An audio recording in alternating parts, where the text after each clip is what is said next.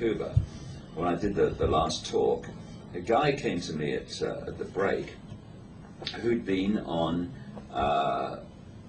the protest at Seattle against globalization, when the agents provocateurs were sent in to cause trouble, which the cameras shot, and was blamed on the protesters who up to that point had been perfectly peaceful. This is what happens, agents provocateurs, problem, reaction, solution. And this is a guy who, believes in Jesus and all that stuff, which if he wants to do that, that's great.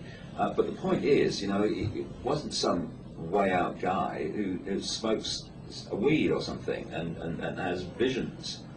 And he was arrested and taken to the police station. And in the police station, when he was being held down and the sergeant came over, he said the sergeant shapeshifted in front of him, turned into a reptile, and then came back to human, and then shapeshifted again and returned.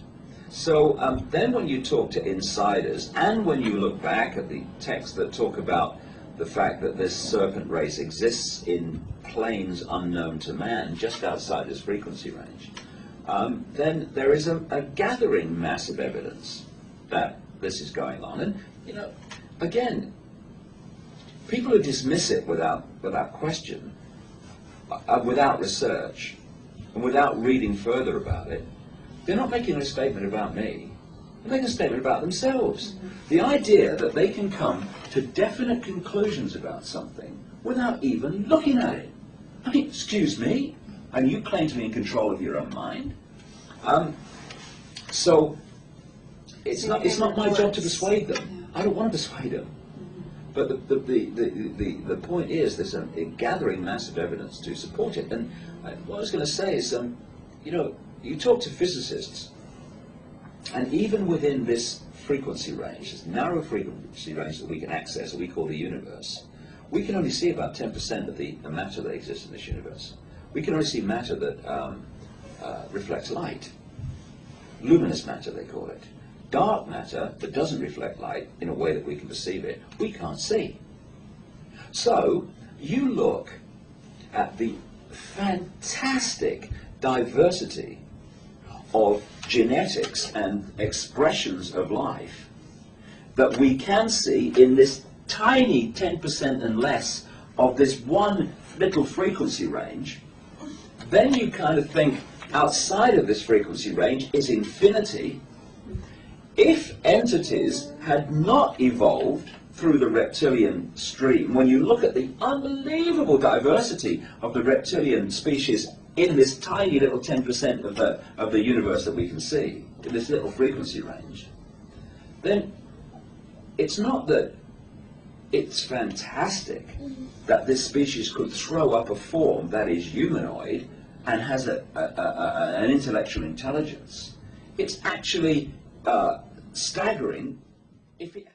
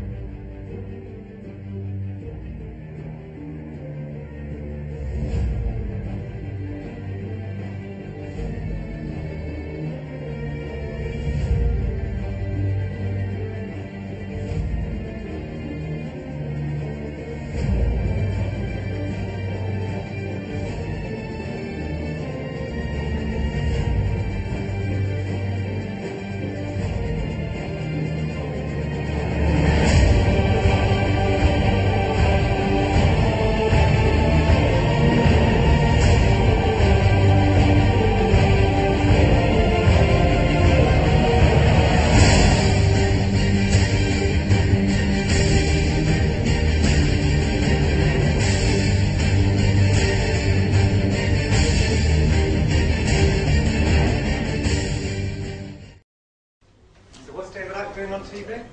We have a lot of different producers. You just get tired of the real meat and potatoes, the real issues. So he's gone for all the ridiculous Hollywood stuff of David Icke and the blood-drinking lizard people. So what does David Icke do? He talks about the Federal Reserve, the Bank of England, these global elitists, these power structures, all real, all true, all demonstrated by bills and executive orders and prime ministers and premiers and presidents. All real, meat and potatoes, something you can bite into, something that is easily demonstratable. And then you've got David Icke at the end of all this. He says, by the way, they're blood-drinking lizards. Blood, Al Gore needs blood to drink. So does Prince Philip. I mean, it's asinine. And it's being picked up by people, and so it discredits all of the reality people are talking about. And that's the problem with David Icke. He's got a good line to a point, and then he discredits it all. It's like a turd in a punch bowl. That's his job. He's got this nice big thing, you know, this nice fruit punch, nice ice cubes floating around in it, you know, and then he takes a big dump right in the middle of it, and no one's going to drink out of that punch bowl. But is he in league with them to do that? I think he knows what he has to do in a controlled world to get away with what he's doing and be given attention. And he's either a smart opportunist con man, or he's completely insane, or he's working for them directly. But I tend to think he's just a con man who understands how things work and is just a real opportunist.